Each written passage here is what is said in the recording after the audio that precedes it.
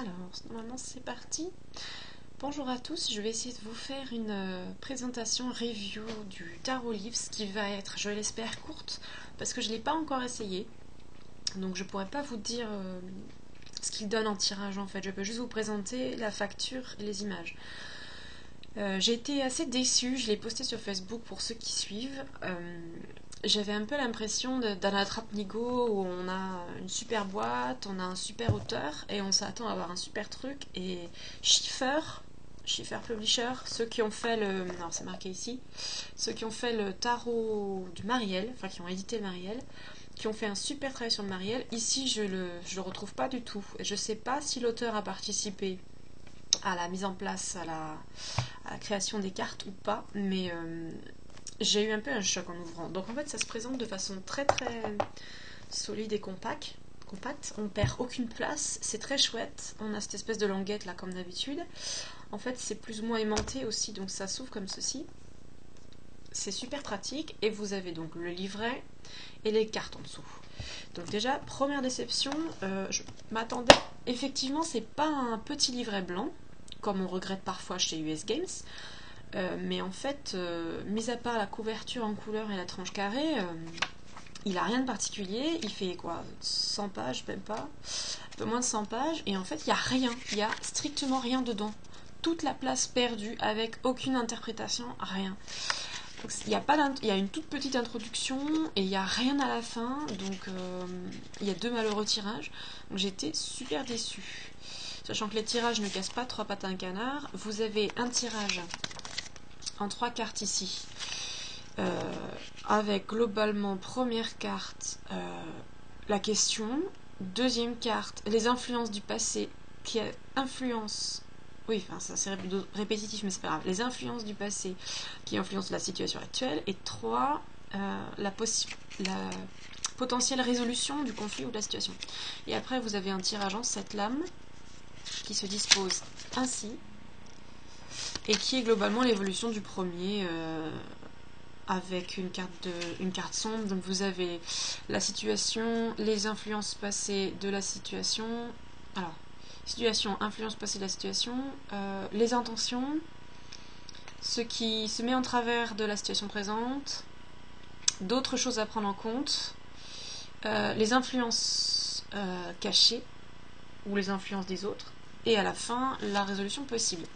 Et devant, vous avez donc une micro introduction de 2 pages qui explique quand même un peu le concept du jeu, mais c'est rikiki, et après même pour les majeurs et pour les mineurs, vous avez aucune explication. J'étais vraiment pratiquement aucune explication, j'étais très déçue.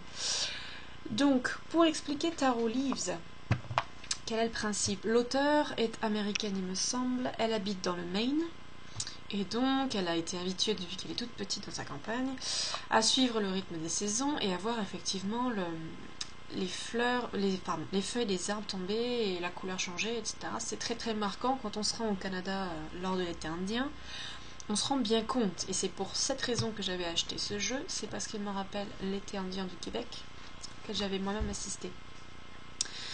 Et donc, ce cycle naturel, on va dire, de la vie qu'elle a pu observer elle-même, lui rappelle ces places, ces lieux en fait fétiches de son enfance, et elle les visualise comme des lieux de connexion au soi supérieur, comme on appelle ça, enfin des lieux spirituels en fait. Et chaque suite représente quelque chose d'un petit peu différent. Les pentacles par exemple c'est l'abondance, mais l'abondance donc on n'est pas seulement dans l'argent, chaque niveau passe à un niveau spirituel, l'argent ou l'abondance. Les bâtons, les pensées deviennent la philosophie et l'éthique. Les coupes qui sont spirituelles deviennent la compréhension de la beauté de la vie, et les épées qui sont l'action deviennent les relations personnelles et interpersonnelles voilà, de la personne qui tire. Et les couleurs sont censées représenter dans chaque suite, enfin permettre d'installer une ambiance en fait, ou une forme d'émotion, je sais plus comment on appelle ça, mood, c'est pas grave. Voilà, je peux aller plus loin. Et donc quand on ouvre, ensuite on sort les cartes, on a les habituelles petites... alors qu'est-ce qui nous fait la carte de présentation? Vous en avez 2. Ensuite vous avez le jeu. Alors ce que j'ai pas du tout aimé, c'est ceci. On dirait des cartes à jouer. On dirait des cartes pour les enfants de 6 ans. Vous avez un espèce de cadre comme ça, gris, qui fait de l'ombre, qui est très typique des photomontages. Sauf qu'en fait, c'est assez perturbant parce le cadre, il attire l'œil et il détourne de l'image centrale. Vous avez l'impression que quelque chose vous saute aux yeux et ça donne du relief, comme s'il y avait quelque chose qui se superposait sur la carte, un bout de carton, quoi. Et du coup, vous regardez ici au lieu de regarder la carte. Et je trouve ça très, très moche. Ça empêche aussi souvent de lire le nom qui est en bas, parce que ça se superpose. J'aime pas du tout. Sachant que le fond blanc, c'est un choix, pourquoi pas, hein, mais gris sur blanc plus cette espèce d'ombre, là, ça laisse beaucoup à désirer, en fait. C'est pas du tout... Enfin, je trouve que le contraste ne fonctionne pas. Enfin, c'est pas esthétique, quoi. Sachant qu'après, le principe de ces cartes, qui est connu, auquel je m'étais préparée, c'est que donc on a une feuille qui se découpe, et donc on a une illustration qui est petite. On n'a pas une illustration qui prend toute la lame.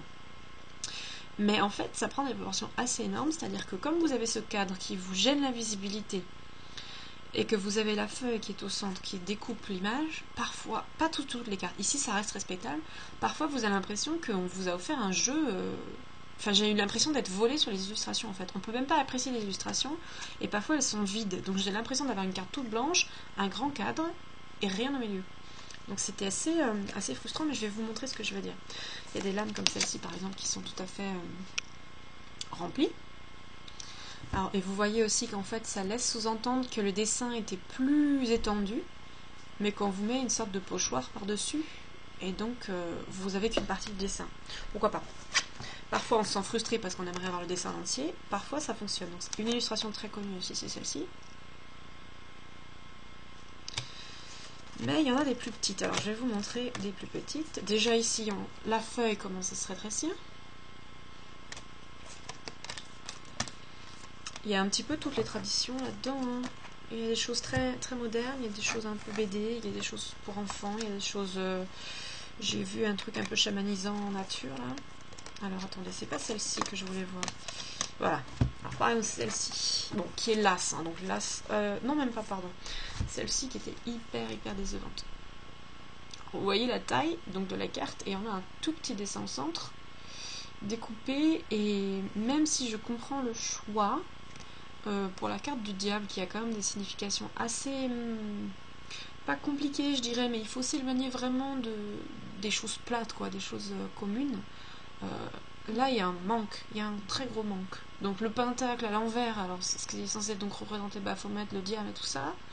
Est-ce que les 3 pointes rouges sont censées évoquer les flammes? Mais même si c'est ça, on se sent un peu... Enfin, moi, je me suis sentie volée. Il y en a d'autres. Donc ici, par exemple... la feuille empêche, la feuille brisée empêche quand même de voir l'image qui est en dessous. Donc on peut remarquer des teintes, etc. Mais j'ai mis vachement de temps à comprendre ce qui s'était passé. En fait, vous avez la tour en dessous qu'on voit apparaître ici, là, avec la petite porte. La tour qui est donc la tour qui se brise, et là vous avez la feuille brisée. Mais j'ai mis beaucoup de temps avant de comprendre qu'il y avait un dessin derrière et que c'était pas juste la feuille brisée. Donc vous voyez, à certains moments, ça empêche la lecture. L'étoile qui est sympathique. Celle-ci qui est plutôt grande, et vous avez effectivement seulement une partie du dessin, mais vous en avez assez pour retrouver la symbolique habituelle. Le jugement que je trouve joli, mais finalement on aurait aimé... Enfin moi j'aurais aimé avoir le... Alors qu'est-ce qu'il nous fait au niveau du focus? J'aurais aimé en avoir plus au niveau du bas, là, du premier plan, pour comprendre mieux ce qui se passe. Bon. Et je vais vous chercher d'autres choses pour vous montrer. Par exemple celle-ci qui est rikiki aussi. Voilà, vous avez un tout petit dessin en haut. Vous avez des choses inanimées, très Rider-Waite dans l'idée, enfin semi-illustrée. Vous avez des choses plus... Alors attendez, je fais tout tomber. Ça qui est grand, mais voilà, faut réinterpréter vraiment le dessin. Alors attendez, il y en avait des petites aussi, voilà. Donc là, ça se rétrécit un petit peu encore. Donc on a beaucoup de paysages, on a beaucoup de choses un peu particulières. Alors attendez, je vérifie. Non, je sais plus où j'en étais en fait. je vais essayer de faire en sorte que ça dure pas trop longtemps. Donc je voudrais vous trouver, il y avait un autre exemple. Alors par exemple ça c'était une carte intéressante je trouve. Pas forcément facile à interpréter, mais vous avez la fusion d'un côté Rider-Waite avec les pointes rouges qui seraient toutes les épées, mais qui est complètement adaptée à la feuille, à la dominante de la feuille et à sa perspective un petit peu tronquée comme ça. Là ça marche bien. Ici vous avez aussi un clone du Rider-Waite.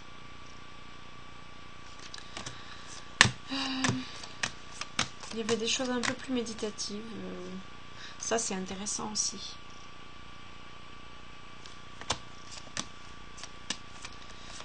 Bon, je vais essayer de faire vite. Je peux pas tout vous montrer, il vaudra mieux faire des photos. Donc par exemple, quand on a une petite feuille toute simple comme ceci et 3 coupes, enfin 4 coupes, pardon, pourquoi il ne fait pas le focus là?